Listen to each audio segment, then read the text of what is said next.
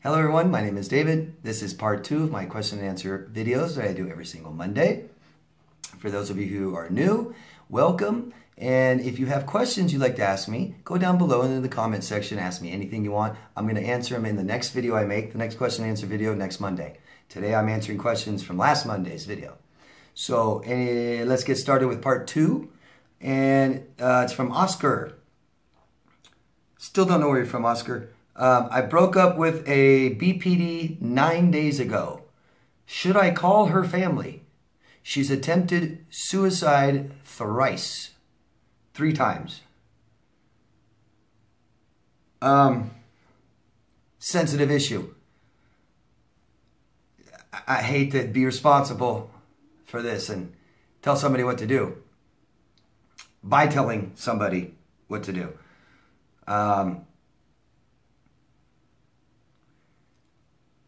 This is tough. Oscar, I'm sure her family knows she's suicidal. I don't think this is the first time. I'm sure her family's heard this before. If you feel better telling her family, that's fine.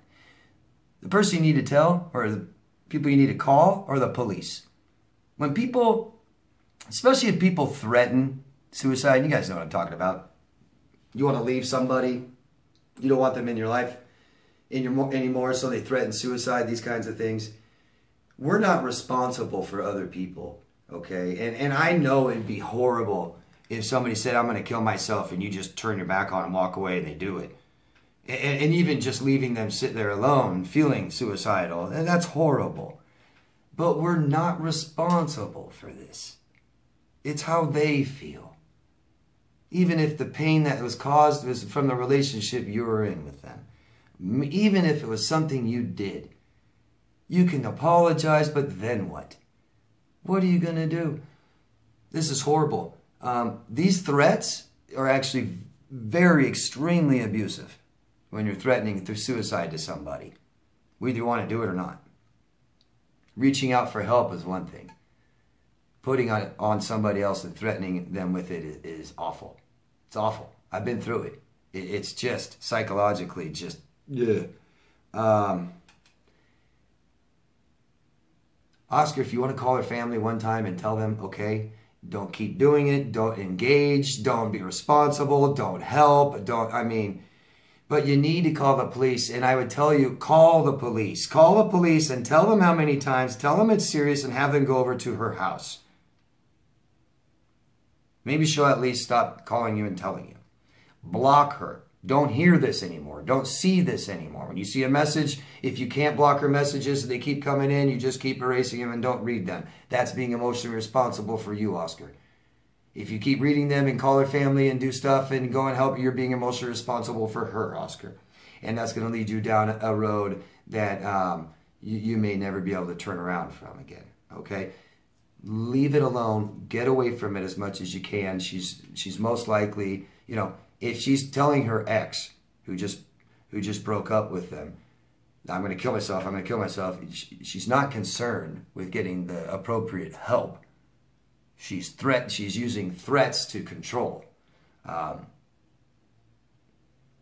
sorry, Oscar. I'm sorry you're in this situation. I hope that by this, at least, is another thing to support that you shouldn't be with her, that you shouldn't take her back, someone like this.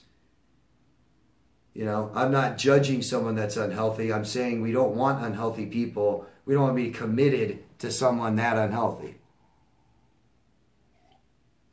She needs help, and I guarantee you, whether she gets help or not, she's not going to go get the help she needs because you take her back. That would probably be the reason she will not get the help that she needs. I bet. That might be. You could actually be hurting her more if you take her back. I know you didn't ask me that, but it's been 9 days. You're very vulnerable to that. I hope you get the help that you need, and don't worry about her, and just hope she gets the help she needs. And if she doesn't, oh well, look, what are you going to do about it, right? Nothing I can do about it. Nothing you can do about it, or anybody else watching.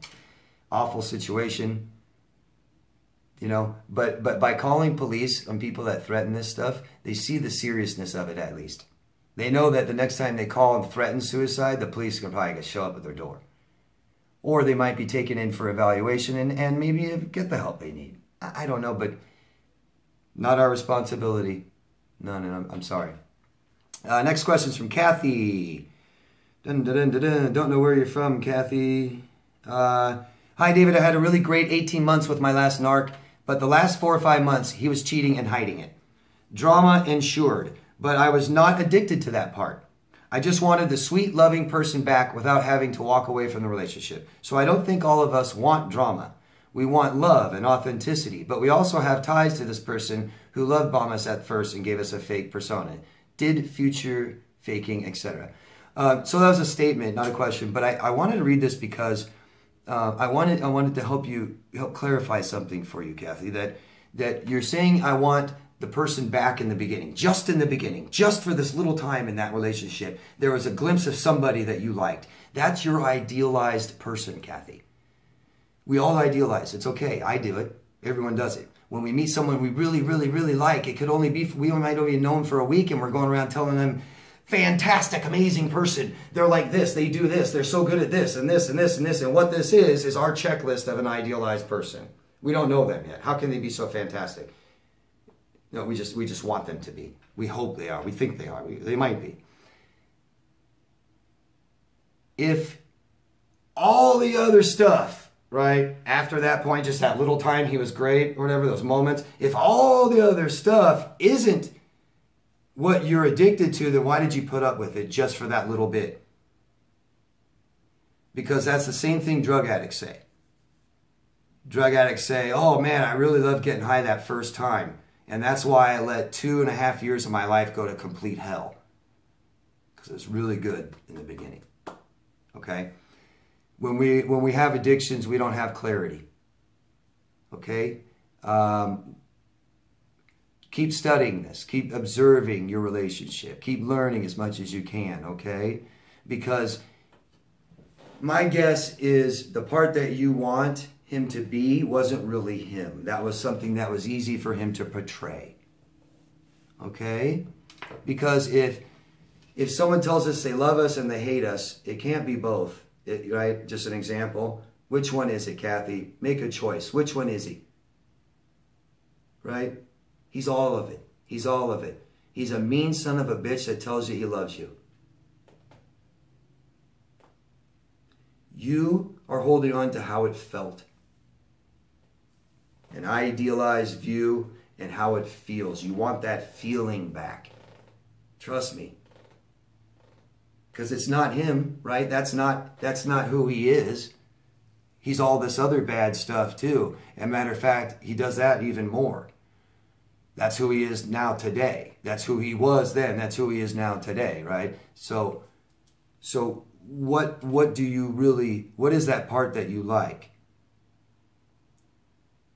Is that just catching him on a good time? Is that he's really good sometimes, really bad sometimes? Sure.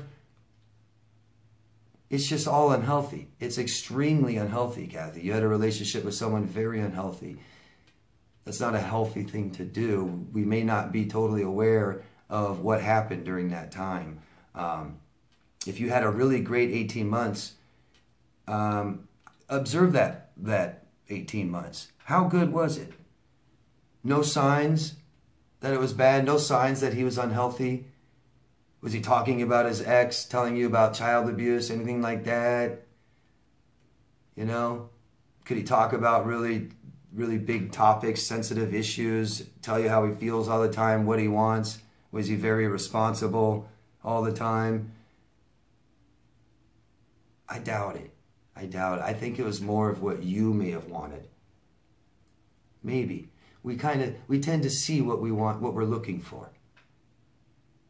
You know?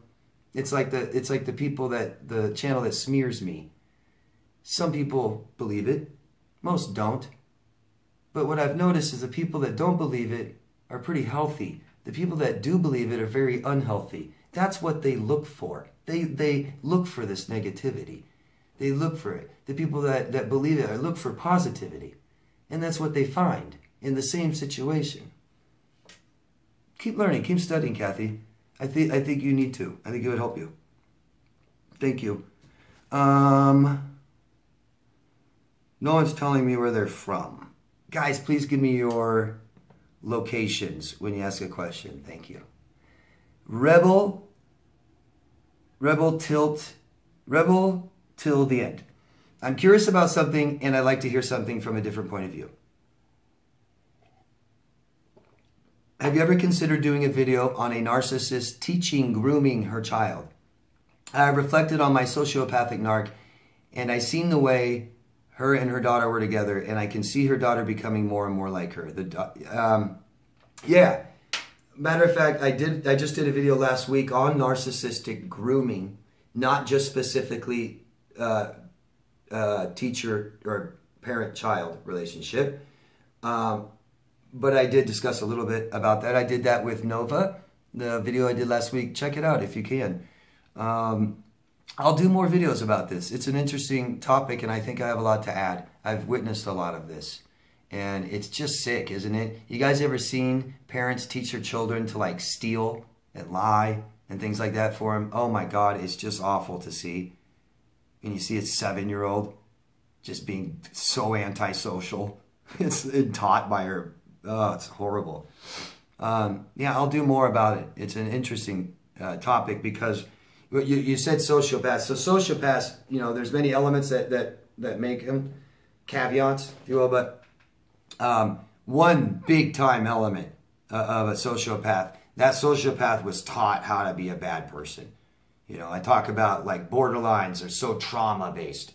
Narcissists are like really just got to feel, you know, like they're number one all the time, addicted to that, right? And that's narcissism, you know. But then the sociopath is also a narcissist, really was taught by a mom or dad how to be a bad person, how to be, you know, taught antisocial behavior. So the sociopath really was groomed by the parent. Yeah. So thanks for the question. Yeah, I'll consider doing another video more specifically on that relationship. But if you can, check out the video I did last week about narcissist grooming. Thanks.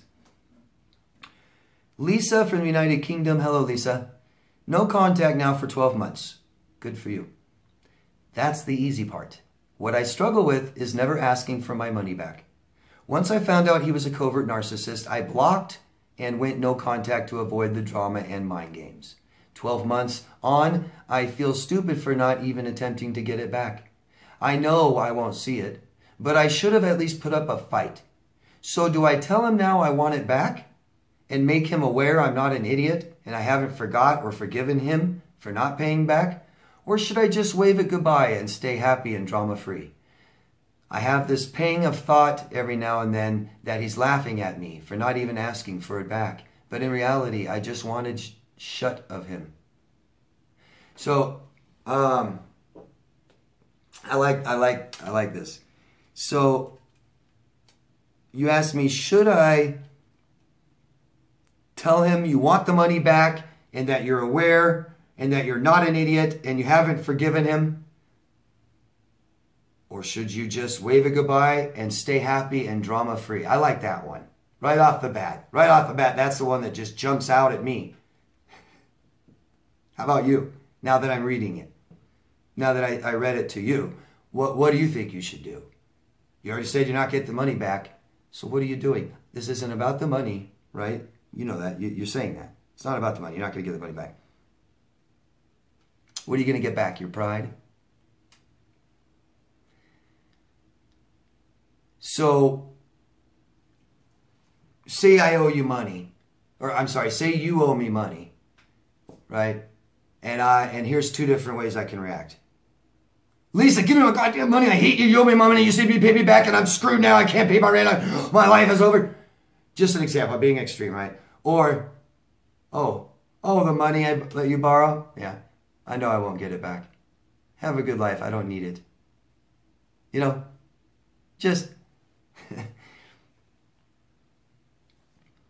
Talk about things, Lisa. Talk about things and talk and talk and talk and keep learning about him and the relationship until you understand why he's the way he is, until you understand why you let him borrow money. Most people don't let people borrow money all the time. I don't know if most people are aware of this. Most people in this community. We're so agreeable. We tend to be the kind of people that let people borrow money a lot. So think about that. Think about letting people borrow money. Okay? I know you love somebody, help them, and stuff like this. Help is it's a word. It depends where you're standing. I mean, a mother can help their child over and over and over again until that child is 40 years old and really hurt them by helping too much. Somebody has severe money problems. I tend to not want to give my money to them. Somebody can't pay their rent. I don't know if I want to give them my money. I think there's a problem, right? Especially if it's reoccurring. If somebody's always asking, one person, same person, always asking money, need money, and all these things keep happening financially in their life, there's something they need to fix. If you give them money, they won't fix it. I'm not saying don't help people. Not at all. Be aware if what you're doing is helping. But more importantly, be aware of what you're doing to yourself. If you can't afford to lose money, don't give it away. If it's going to hurt you on an emotional level to where you can't handle it 1 year later, don't do it. Okay, we got to start learning how to say no, and we got to start feeling worthy of it. Okay? His opinion means a lot to you, Lisa. It's obvious. You've invested a lot. You care a lot about his opinion and what he thinks about you. I think we need to work on how we feel about ourselves. Okay, Lisa? Because if you knew you were okay, you wouldn't need him to know you're okay. You wouldn't care. Okay? I'm sorry.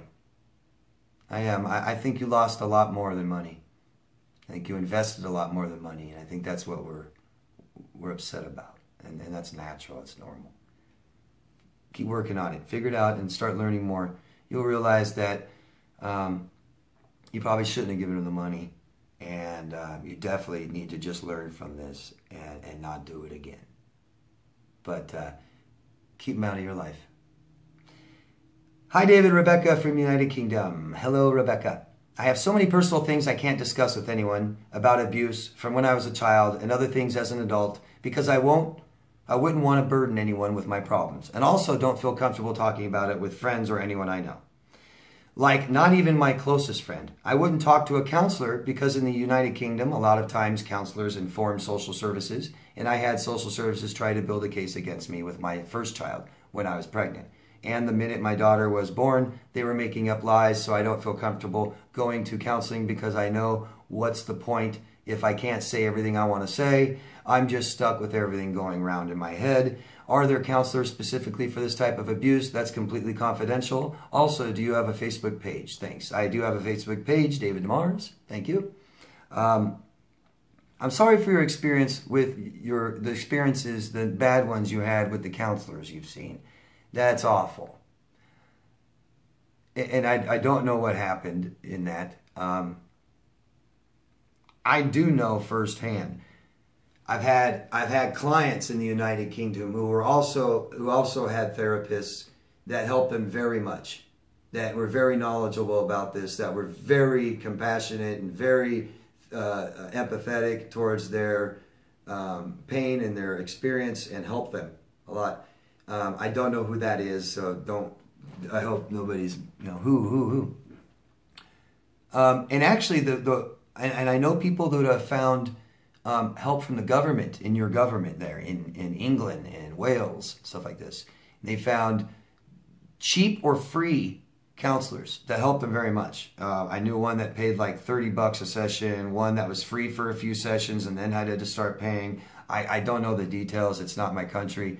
But I would suggest that you guys look. If it's available, you'll find it if you look.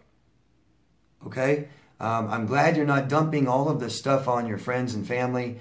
If they can't help you, then we shouldn't do it. It stresses them out. They don't like it. They just want the best for you. So keep trying, Rebecca.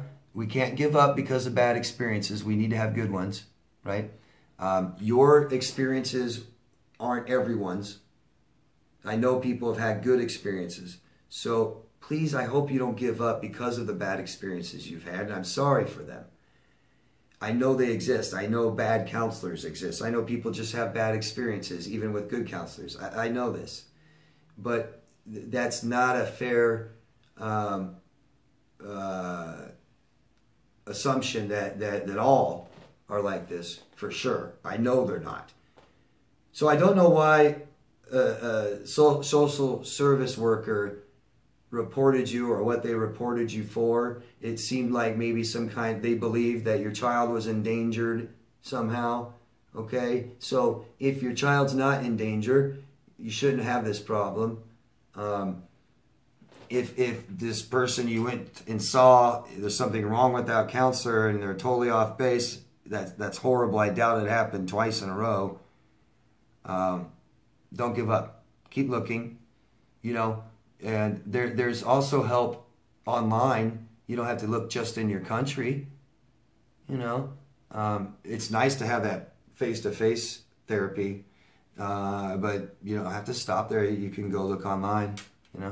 Almost all my clients I deal with video, so don't give up. I'm sorry for your experiences again, but thanks for sharing. Demetria from Cleveland, Ohio. Hello. Hi, David. Can you answer a question for me? The narcissist has been giving me the silent treatment for over a year because the worst thing that I did was offer him money. But I changed my mind because of his constant abuse. He discarded me when I didn't follow his demands and give him the money. He has manipulated me so bad, making me feel guilty. Can you please give me some advice? Well, stop talking to him. If this person's making you feel bad, stop talking to him. Try to see that this person only cares about physical things and not your emotions or how you feel. Doesn't care about who you are. Cares about what you have. Money. That's it. That's it. That's it. It's obvious, And I'm sorry, and I know that hurts, but we've got to pick ourselves up and build our self-worth back again. You'll never do it with this person. You'll do it with yourself. So ask for help from other people and work on yourself, okay? I just keep saying, guys, if these things are bothering you, hurting you, you don't understand, learn. Keep learning. Find a specialist if you need to help you understand. That's basically what I do with clients, I don't just sit and listen. I'm pretty much like a teacher. I help them learn and understand. And I can do that a lot faster and easier than if they just watch my videos, But there's a lot more to that. Talk therapy is what you could benefit from. Huge. Be held accountable for what you're doing, for your behaviors and your choices. Be more conscious and aware of your choices. So if you shouldn't talk to this person anymore, tell everyone it's over. Everyone in your life. Makes it harder. If someone wants to quit an addiction, they go tell everyone. I quit. Right? So next time they want to do that, there's people that are going to be in their lives asking, why'd you do that? They got to go explain that. And then they also know there's people that care. Get help. Get help. You're asking for help. Get it. Okay? I hope you do. Good luck. That's awful. Especially when it comes down to money. And that really just shows you what they care about. And that's just an awful reality. When you spent your life with someone for years, months even, and you believe you totally love them and all they care about was your money. We lie. We have to lie. To get to this point, we have to lie for a while. We've seen little glimpses of this. How he sat, remember that one day where he's like, all I care about is the money, or I don't care about them, I just want money. All I care about is brand names and jewelry, and all I care about is my shirts. My designer shirts, get off me, All I care about is my stuff or what I look, what people think of me, or it's just, yeah. Watch that emotional connection video I made last week. It'll help. Thank you, everyone. That's the end of the questions, end of the Q&As. If you guys can help me, please, by making this video more active.